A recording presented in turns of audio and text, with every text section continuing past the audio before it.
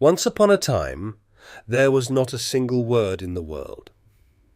People looked at one another. They felt fear. They loved. They missed. They wondered. But they could not fully explain what was happening inside them. A mother had things she wanted to say to her child, but she had no words. A hunter needed to warn his companions about a danger he had seen in the distance, but he had no sentence with which to explain it. An elder knew the paths, the plants, the waters, and the dangers, but the only way to leave all that knowledge to someone else was to point with a hand. The world was full of sounds.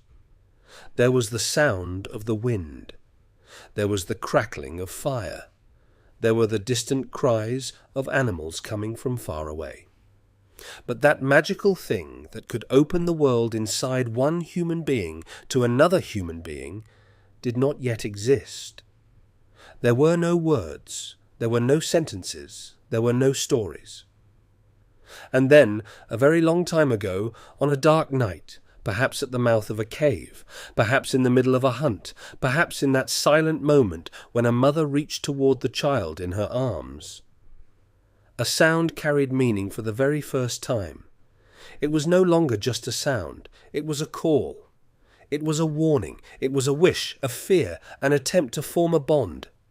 Tonight we will follow the trail of that first sound. We will slowly move toward humanity's oldest journey, the journey from silence into language. We will return to the world before words, to the times when stories had not yet been born, to that distant night when the human being first learned to open the darkness inside himself to another human being. Now close your eyes. Your bed is holding you. Your shoulders are slowly relaxing. Your breath is becoming calm. Tonight, there is nowhere you need to go. Just listen. First, take a few deep breaths. Slowly draw the air in through your nose. Hold it for a moment. Then let it out through your mouth. Feel all the tension in your body leaving you together with your breath. Let your shoulders drop. Let your jaw loosen. Let your hands open. Do not hold on to anything. Just let go. Everything you lived through today is now behind you. All the thoughts, all the worries, all the rushing from place to place, all of it is behind you. Now there is only this moment, this bed, this darkness, and this voice. In a little while, I will take you to a place very, very far away. So far away that there is no road leading there. There is only time. And we will walk backward through time, slowly, step by step. One breath, one step. Another breath, another step. We are going back 100,000 years, 200,000 years, even farther back. Now look around. But not with your eyes, look with your mind. This is the world. But it is not the world you know. There is no city, there is no road, there is no light. The sky is pitch black and full of stars. There are so many stars that you cannot count them. No one has counted them yet, because no one knows how to count. There is a cave here, on the slope of a hill. Its mouth is wide and dark. Inside, a small fire is burning. Around the fire there are a few people. They look like you, but not exactly. Their faces are a little harder. Their brows are a little thicker. Their hands are rough and strong. They are your ancestors, a very, very ancient ancestor of yours. And tonight you will witness something very special. Because these people do not speak yet. They cannot yet pour what passes through them into words. They cannot yet tell a child a tale. They cannot yet whisper the name of someone who has died. They cannot yet look at the stars in the sky and ask what they are. But something is stirring inside them. Something that wants to tell. Something that wants to share. something that wants to bring fear, love, hunger, danger, memory, and hope out into the open.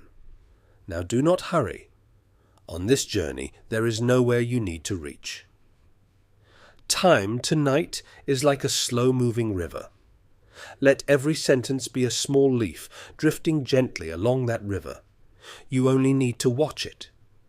If thoughts come, let them come. Then let them pass again. Because this story does not ask anything from you. It does not ask for an answer. It does not ask for effort. It simply stays beside you, just like a fire burning softly in the darkness. Let your breath slow down a little more. Do not try to solve anything inside yourself. Tonight you are only the one who listens.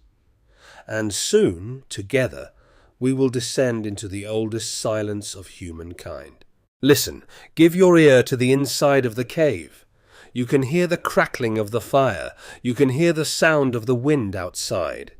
You can hear the sound of an animal somewhere far away. But something is missing. There is no human voice. There is no word. There is no sentence. There is only silence. And within that silence, a few grunts, a few glances, a few movements of the hand. A woman is looking at her child. She wants to tell the child something, but she cannot. She only reaches out her hand. She touches the child's hair. She speaks with her eyes. That is all. A man is sitting on the other side of the fire. There is a stone in his hand. He strikes it against another stone, slowly, patiently. He is trying to create a sharp edge. He looks at the man beside him. He wants to show him something. He holds out the stone. The other man nods. They understand one another. But without saying a single word, think for a moment. Think about the world of those people. There is a thought inside you. There is a fear. There is a love. There is a memory. But you cannot explain any of it to someone else, because there are no words. You carry a huge world inside you, but its door is closed. No one can enter, and you cannot come out. This is where humanity began, inside this silence. And tonight you will learn how that silence was broken, how the first word was born, how that great miracle, the thing that made the human being human, slowly began. We will not rush. The whole night is ahead of us. You only need to listen and slowly drift towards sleep. Silence sometimes feels like emptiness to a person. But in that ancient world, silence itself was also a language.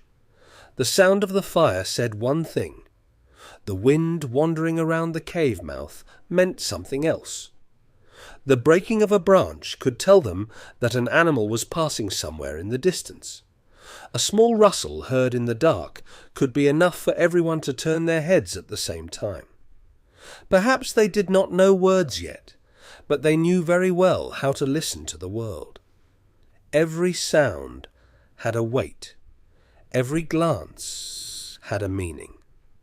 Every silence carried within it a small warning or a small peace. Now let us return to that cave, to that fire. Morning is coming. The sky is growing pale. Cold air enters through the mouth of the cave. Inside, the sleeping people are pressed close to one another. They warm each other with their bodies. Because the night was very cold. Winter is approaching. The first to wake is an old woman. Her hair is completely white. Her face is filled with wrinkles, but her eyes are still sharp. She is the oldest of this tribe and the most precious. Because she has seen many things, she remembers many things. She knows which plants can be eaten. She knows which herbs are poisonous. She knows where the water is. But how will she pass all of this on? She cannot explain it. She can only show it. With her hand, with her face. by taking someone there and pointing with her finger. In a world without speech, this is how knowledge is passed on. With difficulty, incomplete, often lost. When an elder dies, everything that elder knows goes away with them. A library burns, but no one is aware of it. The old woman approaches the fire. She stirs the ashes. There are still embers underneath. She places dry grass over them. She blows, slowly, patiently. And the fire comes alive again. This fire is very important. This fire is their greatest treasure. Because fire means light. It means warmth. It means safety. It means the thing that keeps predators away at night. And as you will soon see, this fire will also become the place where speech begins. For the old woman, fire was not only warmth, it was also a way of remembering. As she looked at the embers hidden under the ashes, it was as if she remembered last night, the winter before, and much older times. Perhaps she had learned how to keep fire alive from her mother. Perhaps her mother had learned it from her own mother. In this way, knowledge had passed from hand to hand, even without words. But with each passing, a little of it had been lost. A movement had been forgotten. A sign had been misunderstood. Because an herb had no name, where it grew was one day forgotten. Language did not exist yet, and the human being had to discover everything again and again. The others are waking up too, one by one. A young man goes to the mouth of the cave. He looks outside. The weather is clear. Today they can go hunting. He turns back. He looks at the other men. He points outside with his hand. Then he imitates a running animal. With his body. With his hands. The others understand. They will go hunting. Think about this. You want to plan a hunt, but you cannot speak. You need to explain where you will go, who will stand where, how the animal will be surrounded. But the only tool you have is your body, your face, your hands. This is one of the reasons speech was born. Because there was a need. Because communication was necessary in order to survive. And the body alone was not enough. Think. You are hunting in the dark. You cannot see your companion. Your hand signal does not work. But if you can make a sound, you can warn him. If danger is approaching, if you can make a sound, everyone can hear it. Perhaps the first sounds came out like this, as a warning, as a call, as a sign of danger. Perhaps the first sound was a cry of fear, a cry that came out when a predator was seen, and when that cry made everyone run, everyone learned what it meant. That sound was no longer only a cry. It had a meaning. It meant danger. And right there, in that exact moment, a miracle began. A sound gained meaning. It seems like a very small thing, but it is not. It was one of the greatest steps in human history. Perhaps greater than fire, perhaps greater than the wheel, because after that day sounds began to carry meaning, and this never stopped. From that first sound to the very sound you are listening to now, living together required understanding together. When a child cried, everyone tried to understand whether it was hunger, fear, or cold. When a hunter returned, the others could read from his face whether the hunt had gone well or badly. A mother could pull her child away from danger only by holding the child's arm. But sometimes it was too late to touch. Sometimes there was distance. Sometimes there was darkness. Sometimes a sound could arrive faster than a hand. When the human being realized this, the value of sound grew. Sound became like an invisible hand, a hand that could touch someone who was far away. Let us take a short pause here. If you are enjoying this journey I am telling, if you want to fall asleep with this voice, do not forget to subscribe to Atlas of the Night. Through the nights, I will keep taking you to distant lands, ancient times, and forgotten stories like this. You only need to subscribe and turn on the notification. Leave the rest to me. Now we are returning to that hunt, to those first sounds. The hunters leave the cave. The cold air strikes their faces. They have spears in their hands. Their tips are made of stone, patiently shaped, sharp. They walk silently. They are following a trail. There is the footprint of an animal in the soil. The old hunter bends down. He touches the track. It is still fresh. The animal is nearby. Behind a hill there is a herd of deer. They are grazing, unaware. The hunters lower themselves to the ground. They approach slowly. They are careful not to keep the wind at their backs, because if the deer catch their scent, they will run. Now they wait. They wait for a long time. Waiting is one of a hunter's greatest weapons. They remain still. They even slow down their breathing. Among the grasses pressed close to the earth, they wait patiently. It is enough for one deer to raise its head. They all freeze. The deer looks around. It senses no danger. It lowers its head again. It continues grazing. And the hunters move forward again, inch by inch, silently. In this silence they cannot speak to one another, but they look at one another. They understand one another with a glance. One movement of the brow is enough. One nod of the head is enough. They have hunted together for years. They know one another. One reads what the other is thinking from his eyes. But this is not enough.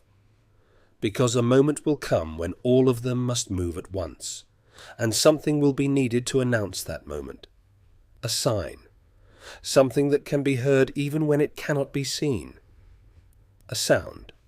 Now they must make a plan. Some of them will circle from the right, some from the left, and they will press the herd toward a cliff. How do they explain this? Again with their bodies, again with signs, but also with sounds. Low sounds, short sounds, loud enough for one another to hear, but quiet enough not to frighten the deer. Perhaps one sound here means a direction. Perhaps another sound means wait. Perhaps a hiss means now. Here, inside this hunt, words are being born, out of need, one by one, slowly. The hunters take their places. The old hunter makes a sound, and all of them rise at once. They shout. The deer are startled. They run, but in the wrong direction, exactly in the direction the hunters wanted, toward the cliff. Spears fly through the air. One deer falls. The hunt is successful, and think. Why was this hunt successful? Because of cooperation, because they moved together, and they were able to move together because they could tell one another things. With sounds, with signs, speech made them stronger. Alone, a human being is weak. But 10 human beings who can tell one another something are stronger even than a lion. This is the true power of speech. It brings us together. It makes us one. The soil is damp. The coolness of morning rests on the tips of the grass. The hunter's feet step silently on the earth. Each one is careful enough to hear his own breath. Sometimes a bird takes flight, and all of them stop at once. Sometimes the wind changes direction, and the old hunter raises his hand, signaling them to wait. In this waiting, time stretches. A few minutes grow heavy, like a long night. Hunting is not only a matter of strength, it is a matter of patience, a matter of attention, and most of all a matter of understanding one another. The hunters return. They are carrying the deer. They are tired but happy. Tonight everyone will fill their stomach. When they reach the cave, The sun is setting. The sky is painted red. The old woman meets them. There is a smile on her face. Children run around. The meat is shared. It cooks over the fire. Its smell spreads through the cave. Everyone sits down. They eat. Their bellies become full. And then, after the meal, that special moment arrives. They sit around the fire. Their stomachs are full. Their bodies are tired but relaxed. Outside it is dark. Inside it is warm. And exactly in this moment people begin to speak. Because there is no hunting now, no running, no danger. There is only peace.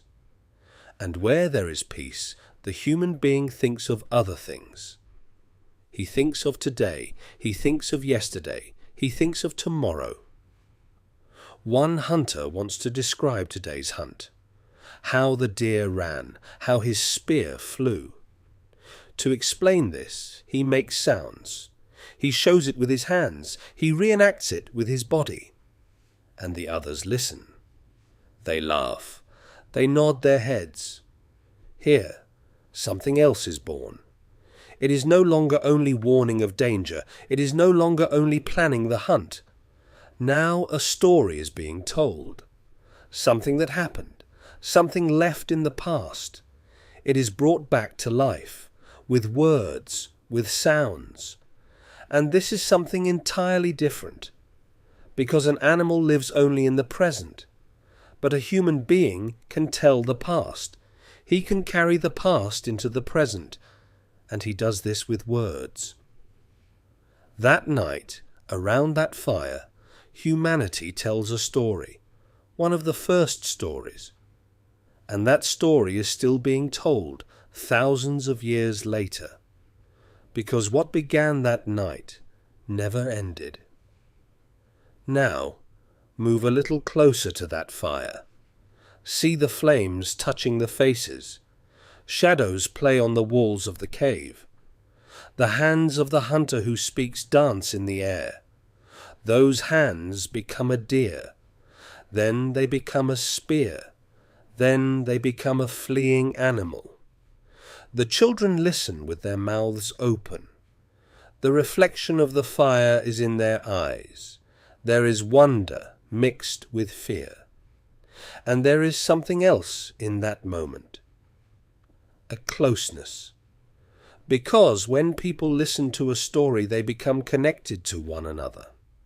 They imagine the same thing. They see the same deer in their minds. They laugh at the same time. They hold their breath at the same time. The story makes them into one thing. They are no longer separate people. They are a community sharing the same story. This is why human beings gathered around fires every night. Not only to warm themselves, not only for safety, but to tell one another things, to come together, to feel that they were not alone. And this has never changed. Today, too, people gather together, around a table, in front of a screen, in the pages of a book. They always do the same thing. They tell one another stories, because story is the thing that saves the human being from loneliness. Right now, I am telling you a story too. From those people around the fire to me, from me to you. The same chain, never broken. This moment around the fire is the safest moment of the day. While the human body is tired, the mind slowly opens. Because when the stomach is full, fear steps back a little. When the cold lessens, thought finds a place for itself. Perhaps the first long tales began in this way. Not immediately after hunger, not in the middle of danger, but in those hours when peace opened a small space. The human being, for the first time, wanted not only to survive, but also to understand what he had lived, to remember what happened today, to pass it on to someone else, to share a memory. In this way, something that had been lived stopped being only something lived. It became something told. Now let us pause for a moment and think about a question. Why did the human being speak while no other animal spoke as we do? Birds sing. Wolves howl, monkeys scream, whales sing songs beneath the seas, but none of them speaks like us. None of them forms sentences with words. None of them can tell something that has never happened. None of them can describe tomorrow. So what was different in us? Two things were different. The first was our body. The second was our brain. First, think about the body. To speak, the brain alone is not enough. You also need an instrument that can produce the sound, and that instrument is in your throat. Your larynx is special. It stands in a different place than that of most animals, lower down. This opens a wider space inside your mouth and throat, and because of that space, you can make many different sounds. By moving your tongue, by moving your lips, by shaping your voice. A monkey cannot do this. Its throat is not suited for it. Even if it wanted to, it could not make as many different sounds as you can. But this structure also has a cost. When your larynx is in that position, your risk of choking while eating increases. So, in order to speak, we accepted a small danger. Nature gave us something and took something in return. But what it gave was so valuable that the cost was worth it. Think about it. If that small structure in your body did not exist, you could not hear this voice of mine right now, because I would not be able to make these sounds. That small change altered all of human history. One of the children imitates the voice of the hunter who is telling the story. At first, he cannot do it. The others smile. Then he tries again. This time he makes a sound that is more similar. Perhaps language multiplied in this way. One person found a sound, another heard it, then imitated it, then changed it a little. Then that sound became the shared sound of the group. It no longer belonged to only one person. It belonged to everyone. It had a meaning, and meaning grew stronger as it was shared. Everyone who heard the same sound turned toward the same thing in the mind, the same animal, the same danger, the same water, the same fire. Now think about the brain. The body alone is not enough. You can make sounds, but you need to give those sounds meaning. You need to place them into an order. You need to join one word with another word. And the thing that does this is your brain. There are special areas in your brain. Areas that guide speech, that give meaning to words, that form sentences, that solve the sounds you hear. These areas developed slowly over thousands of years. Our brain grew. It became more complex. And one day that threshold was crossed. The human being stopped being only a creature that made sounds. He became a creature with language. But this did not happen in one day. It did not happen all at once. It happened very slowly. So slowly that no one alive at the time was aware of it. Each generation used a little more sound than the generation before. Each generation carried a little more meaning. And thousands of years later, those grunts turned into a language. Think. When your ancestor made those first sounds, he did not know that one day his descendants would sing epics, write songs, and write books. He was only trying to signal a deer. But the thing he began turned into a great civilization. That is the power of small things. A sound, a word, and then an entire world. Now, look at that cave once more. But this time, focus on a small child. The child is sitting in his mother's arms. He is still very small. He cannot speak yet. But he listens. He listens to the sounds around him, the sounds his mother makes, the sounds of his father. and he tries to imitate those sounds. One day he makes a sound that resembles a word.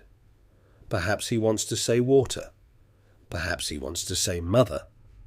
And his mother hears it. Her face lights up. She embraces the child, because her child has spoken. For the first time, he has said something. This moment happens in every human life, even today. It happened in your life too. You too said your first word one day. You do not remember it, but it happened. And someone was very happy, because you had become someone who speaks. You had begun to open the door to the world inside you. Every baby lives humanity's long journey all over again. First, silence. Then sounds. Then the first word. Then words joining together. Then sentences. Then stories. What took thousands of years to happen in humanity happens again, in every child within a few years, as if humanity learns to speak again, in every newborn baby. And this never stops. Somewhere in the world, right now, a baby is saying its first word, right at this moment. And someone is smiling at that baby. That chain is still growing longer. It will continue after you. But the bodily path of speech was also very delicate. Breath rose from the lungs, passed through the throat, and took shape in the mouth. The tongue made a tiny movement, and the sound changed. The lips closed, and another sound was born. Teeth, palate, throat, all of them were like parts of an invisible instrument. The human being did this without knowing it, without giving it a name. But every sound was a small music coming from inside the body, and in time this music began to carry meaning. Not only a melody, a call, a wish, a reminder, a sign of love. Let us take another pause here. If you are still with me, if your eyes are slowly closing, this is very beautiful. This is exactly what I want, for you to find peace, for you to rest. If Atlas of the Night feels good to you, do not forget to subscribe and share the channel with the people you love. Perhaps they also need a voice like this. Perhaps they also have trouble sleeping at night. Let this voice reach them too. Now we continue, because the most beautiful part of our story has not yet begun. The brain did not only store words, it also stored the connections between them. It learned which sound joined with which face, which object, which feeling. The sound of water joined with coolness. The sound of fire joined with warmth. The sound of mother joined with safety. The sound of danger joined with fear. In this way, words began to carry not only the things outside, but also the feelings inside. The human being could now share not only what he saw, but also what he felt. This was a very great step, because when you can explain your pain, you begin not to carry it alone. When you can explain your joy, the joy grows. Let us return to the cave. But this time, let time move forward. Years pass. Generations pass. Those first people are no longer there. Their children are there, and their children's children. And every generation speaks a little more than the one before. There are no longer only a few sounds. There are dozens of words, perhaps hundreds. There is a word for water. There is a word for fire. There is a word for meat. There is a word for danger. There is a word for mother. There is a word for child. And then something magical happens. People begin to combine words. They no longer only say water, they say cold water. They no longer only say fire, they say big fire. They no longer only say deer, they say running deer. Here, grammar is born, the rules of bringing words together. And this changes everything, because now there is almost no limit. With a few hundred words, you can form an endless number of sentences. Think. With 26 letters, an entire library full of books can be written. The same is true of words. With a small number of words, you can tell an infinite number of things. This is one of the greatest inventions of the human mind. And now people can describe not only things that exist, but also things that do not exist. They can tell what happened yesterday. They can tell what they will do tomorrow. They can even tell something that never happened at all. They can imagine. Here, humanity crosses another threshold, because a being that can imagine is no longer only an animal. And think about what a great freedom this is. Now you can describe not only the world in front of your eyes, but also the world inside your mind.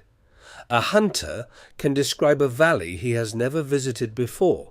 He can say there is a river there. He can explain how to get there. And, without anyone seeing that valley, the valley appears in everyone's head. This is almost no different from magic. An image inside one person's mind passes into another person's mind through a few sounds, without touching anything, only by vibrating the air. You release a sound from your mouth. That sound spreads through the air. It enters someone else's ear. And in that person's head, the thing you were thinking appears.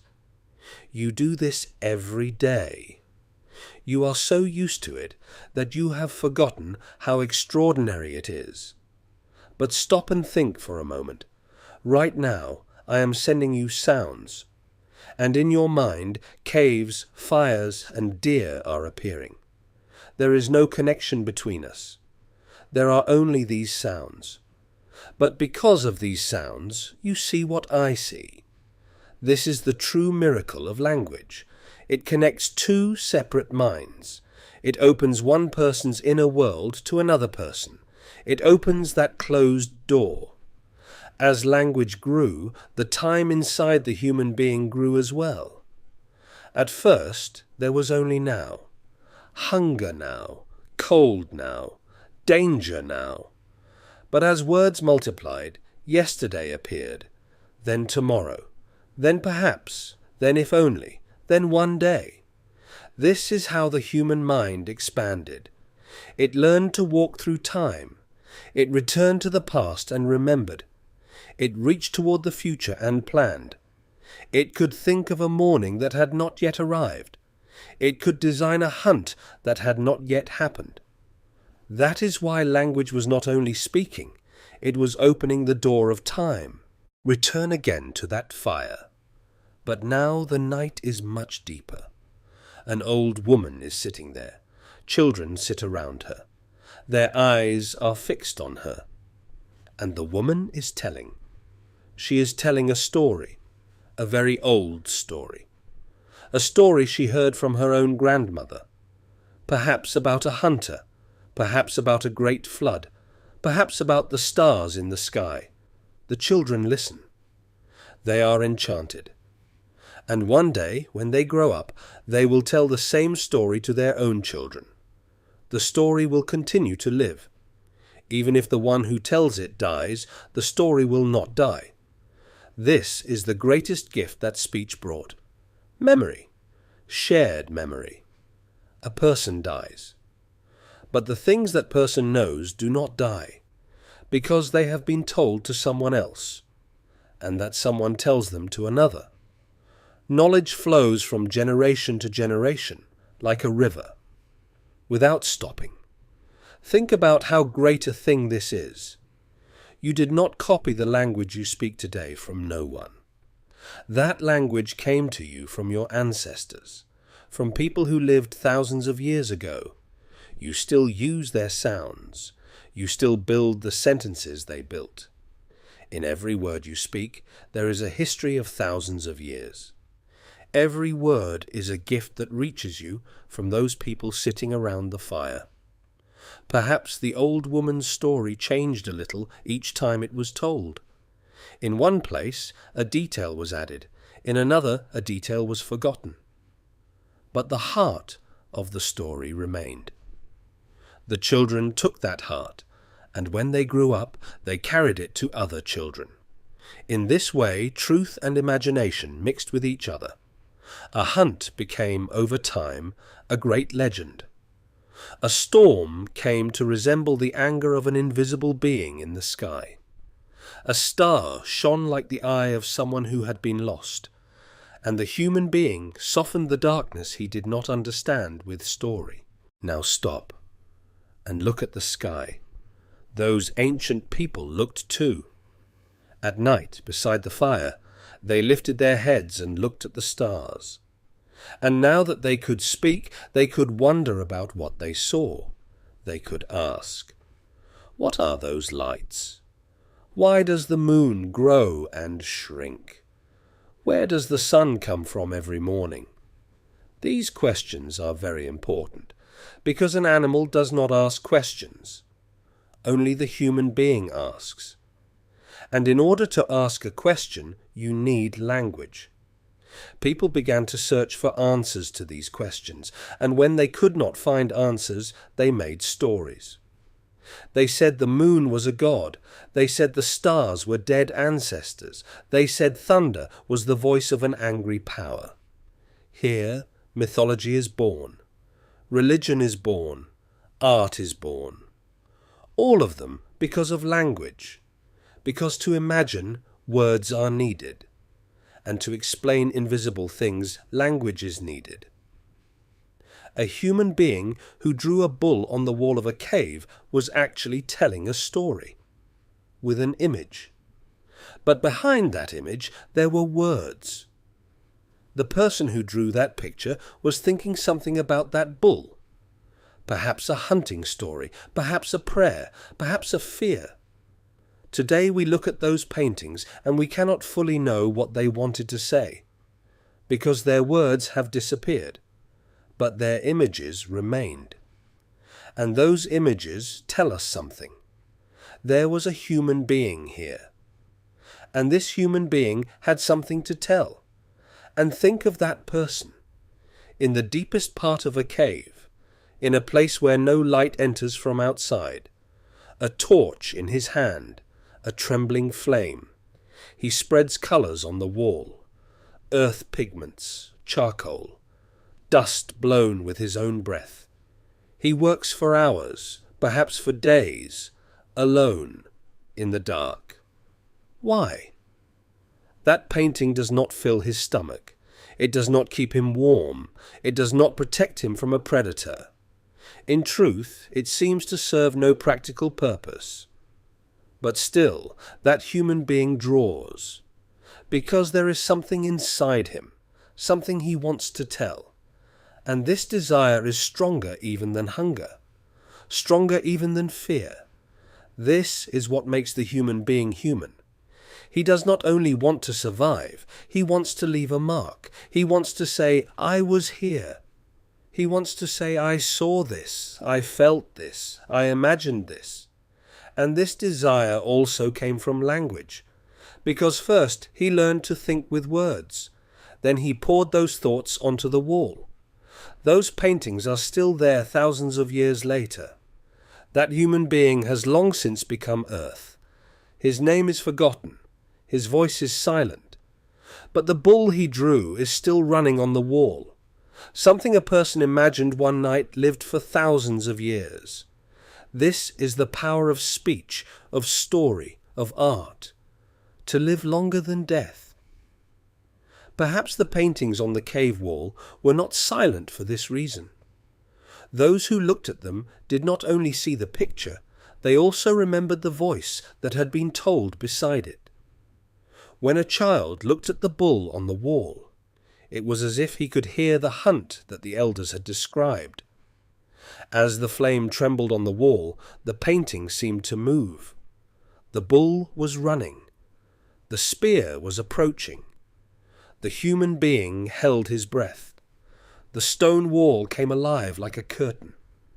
And perhaps in those moments humanity experienced its first theatre. In the light of the fire on the wall of the cave, with words and shadows. By now, your eyes should be very heavy. This is very good. Just let yourself go. Leave yourself to my voice. I will continue telling. You will drift towards sleep. How far away you are from those people around the fire. Thousands of years. Perhaps hundreds of thousands of years. But something connects you to them. Speech. Those people began it, and you are still continuing it. Today you too speak a language, perhaps Turkish. Every word of it reached you after a journey of thousands of years. Think of the word mother. How old this word is. Perhaps one of the oldest words in the world, because every baby, before learning to speak, makes sounds that resemble the sound of mother. Ma, ma, ma. Perhaps this was the first word, the sound a baby made to its mother. In every language of the world, the word for mother resembles one another. Mama, Anna, mother, madre. They all carry that sound made by the lips, because this is one of the easiest sounds to make, and one of the first sounds a baby can say. Think. Perhaps the beginning of all languages was a baby reaching toward its mother, a sound of love, a sound of connection. If that is true, then speech was not born from fear, but from love. From the love of a mother for her child. And this is a very beautiful thought. Perhaps all those epics, all those books, all those songs began with a mother's love. Now move closer to the oldest sound inside yourself, perhaps to your first word which you do not remember, perhaps to the first lullaby you heard as a child, perhaps to the moment when someone said to you in a very soft voice, "Do not be afraid, I am here." The human voice heals sometimes because there is a voice inside our oldest feelings of safety, a voice that calls us, calms us, and stays beside us. Let this story tonight be such a voice as well, a voice that does not force you, a voice that expects nothing from you, a voice that simply stays beside you. Now let us return to that cave one last time, but this time to say goodbye, because our story is nearing its end, and your sleep is approaching. The night has moved far ahead, the fire is slowly dying. The embers glow red, people are sleeping, pressed close to one another, warm and safe. The old woman is still awake, she is looking at the fire. Perhaps she is thinking of tomorrow, perhaps of the past, perhaps of loved ones who have died. And now she can say their names, inside herself, because she has words, she can pour her memories into words, she can keep the dead alive with words, because when a person dies, if their name continues to be spoken, they do not die completely. Their name lives, their story lives. And this is something only a speaking creature can do. Those people began to bury their dead. They placed flowers over them. They left objects beside them, because they were now able to think about what death was, and they could imagine a place where their loved ones had gone. All of this required language, to imagine the invisible, to think of another world. Speech gave us this as well, the ability to speak after the ones we love are gone, to remember them, to keep them alive. Think of that first buried human being. Someone from the tribe has died. Perhaps an old man, perhaps a young hunter, perhaps a small child. And those left behind cannot simply leave that person there. There is a feeling inside them. They feel that they must do something. They dig a hole. They place the body inside. They put the person's favourite things beside them. Perhaps a stone tool, perhaps a necklace. They scatter flowers over them. And they stand around, silently.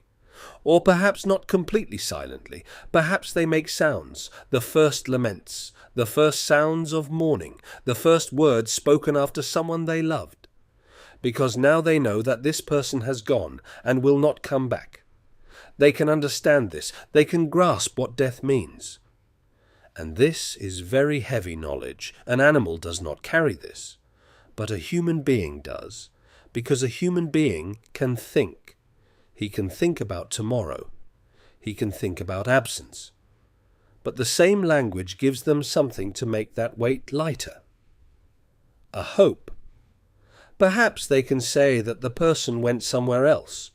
Perhaps they can say that the person joined the stars. Perhaps they can say one day we will meet again.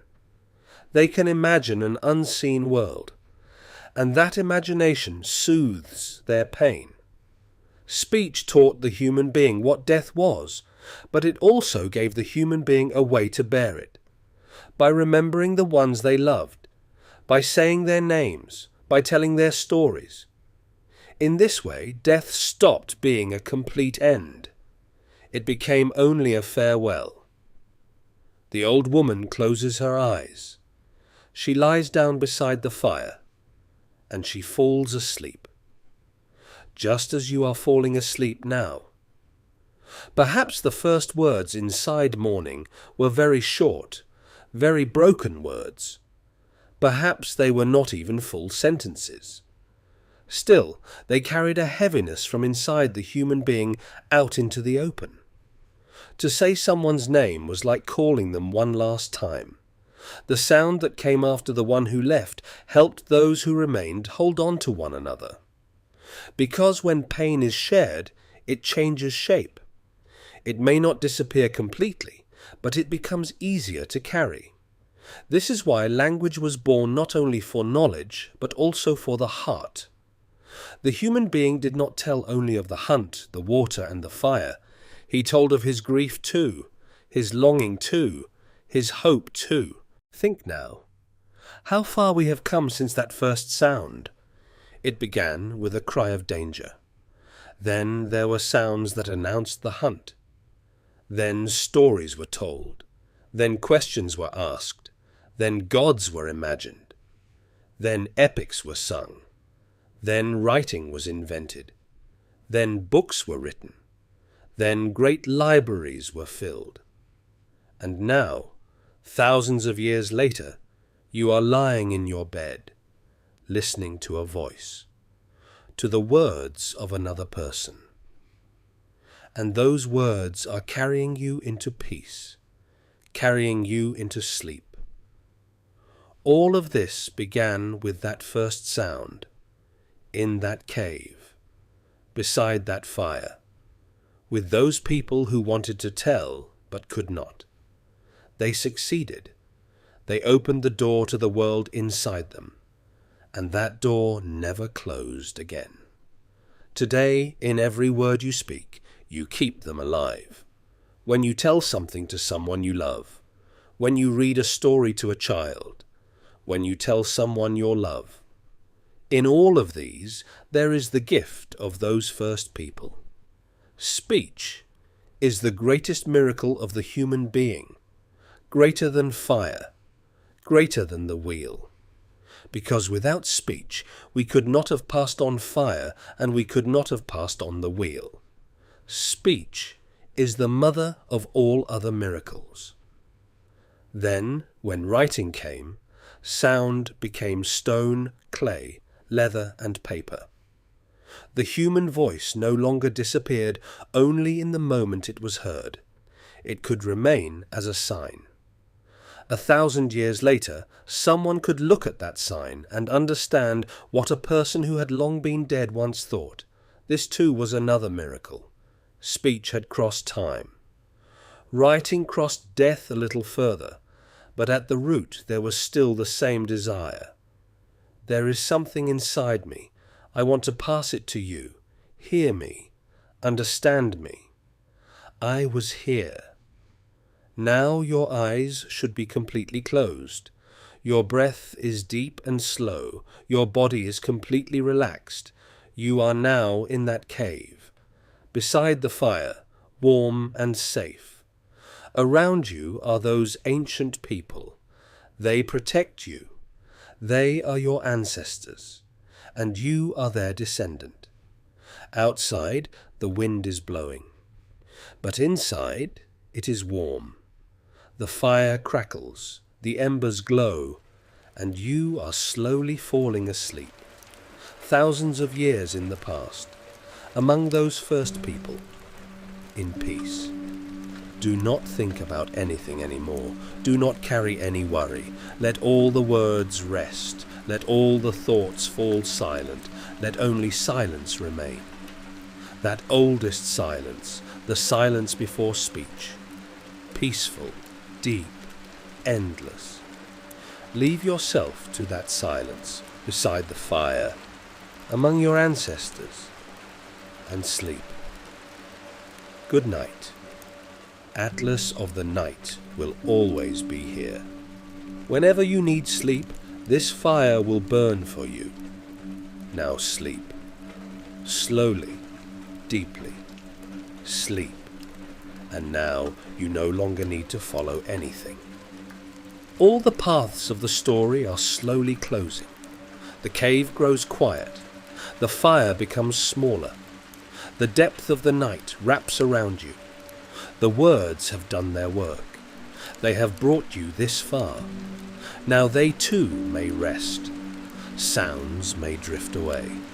Thoughts may grow heavy. You only need to feel the warmth. Feel that the darkness is safe. Do not resist sleep, because tonight, in one of the oldest places in time, beside the fire, you are safe.